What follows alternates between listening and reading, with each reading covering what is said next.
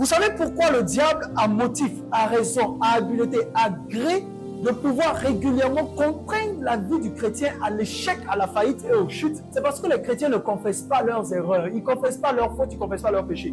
C'est-à-dire qu'ils viennent seulement, Seigneur, pardonne-moi car j'ai péché.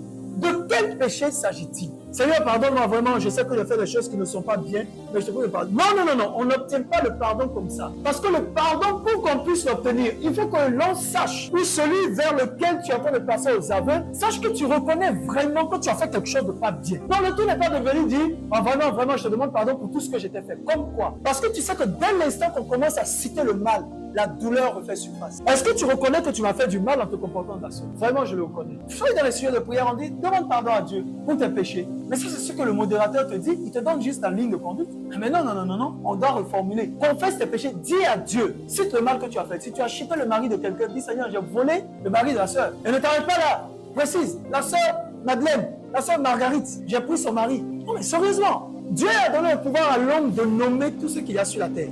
Donc l'acte que tu commets a au peuple aussi un nom. Et si tu as volé, tu es un voleur.